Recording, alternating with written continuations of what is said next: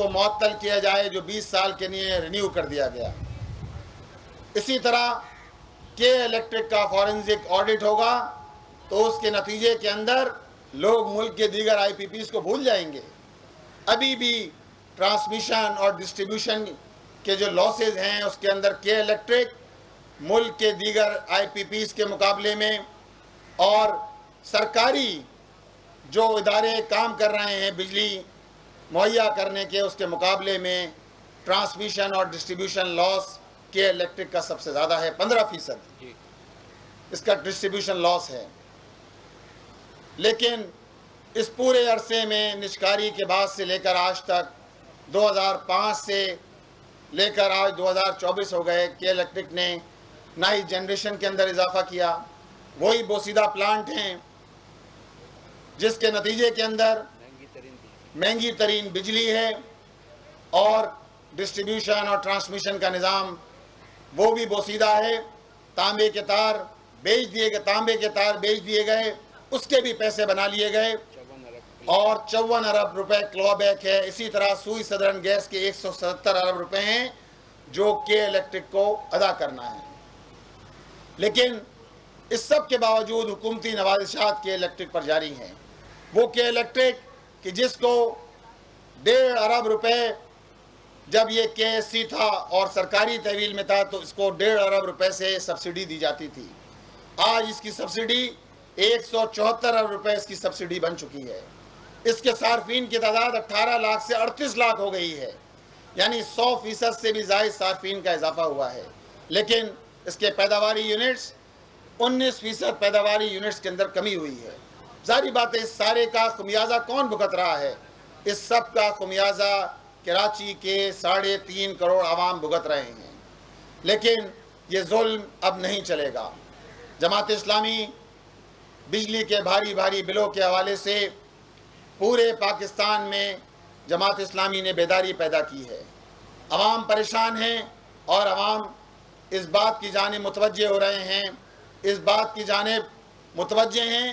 کہ کسی طرح یہ مہنگی بجلی کے بلوں کا سلسلہ ختم ہونا چاہیے ہے۔ لہٰذا ہمارے مطالبات تو بالکل سادہ مطالبات ہیں کہ مہنگی بجلی ہمیں منظور نہیں ہے، لوڈ شیڈنگ کا خاتمہ ہونا چاہیے، آئی پی پیز کے نام پر جو معاہدے کیے گئے ہیں ان پہ نظر ثانی ہو، اور اسی طرح جو سیل لیڈ کلاس ہے اس سیل لیڈ کلاس کو پیس کر رکھ دیا گیا ہے، لوگ پریشان ہیں، اور دوسری طرف جاگیرداروں اور بڈیروں سے آپ ٹیکس نہیں لیتے، ان کو ٹیکس نیٹ میں نہیں لاتے، اور اگر ٹیکس یہ دیتے بھی ہیں تو وہ ٹیکس اتنا نومنل ٹیکس ہے کہ ایک طرف تنخواہ دار طبقہ سیل لیڈ کلاس 368 ارب روپے قومی خزانے میں جمع کرا رہی ہے، اور دوسری طرف یہ وڈیرے، یہ جاگیردار پورے پنجاب، پورا سندھ جہاں ایگریکلچر انکم ٹیکس کے نام پر یہ لوگ جو جمع کراتے ہیں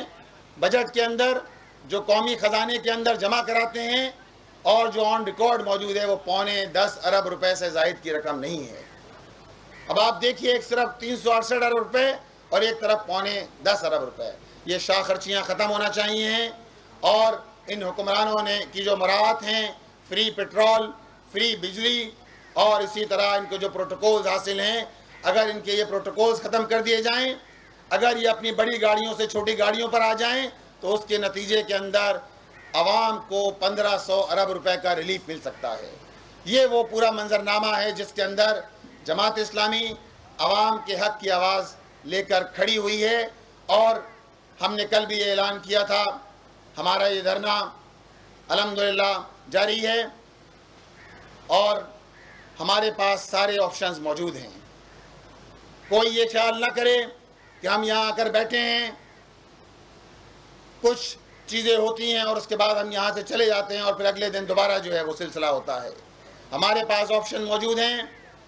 کہ ہم شارع فیصل پر اپنے احتجاجی دھرنے کا مارچ کریں، ہمارے پاس دیگر آپشنز بھی موجود ہیں، اور انشاءاللہ ہم سارے آپشنز استعمال کریں گے اور حکمرانوں کو اس بات پر مجبور کریں گے کہ وہ عوام کے دکھوں کا مداوع کریں، عوام کو ریلیف دیں۔ یہاں ایک بات میں اور بھی عرض کرتا چلوں کہ اس وقت بارش کے بعد جو شہر کی صورتحال ہے اور شہر کی اس پوری صورتحال کے اندر ہمارے وہ وزراء جو 16 سال سے اس شہر پر